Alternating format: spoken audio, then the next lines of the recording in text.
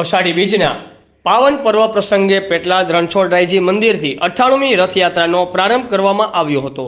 આણંદ જિલ્લા સાંસદ મિતેશભાઈ પટેલ, પેટલાદના ધારાસભ્ય કમલેશભાઈ પટેલ, સોજિત્રાના ધારાસભ્ય વિપુલભાઈ પટેલ, જિલ્લા ભાજપ પ્રમુખ રાજેશભાઈ પટેલ, આણંદ જિલ્લા કલેક્ટર, પેટલાદ તાલુકા પંચાયત પ્રમુખ સોનલબેન પટેલ દ્વારા મંદિરના મહંતશ્રીના આશીર્વાદથી શોભાયાત્રા પ્રારંભ કરાવી હતી.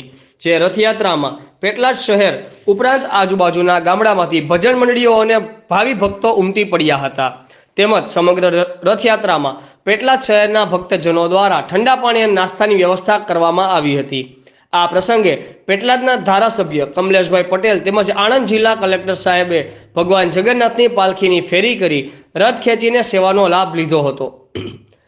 રથયાત્રા દરમિયાન પેટલાદ શહેરના મુસ્લિમ બિરાદરો દ્વારા ધારાસભ્યો, આયોજકો અને range IGP police staff Ranchhodji મંદિરના મહંતશ્રીનું ફૂલહારથી સન્માન કર્યું હતું.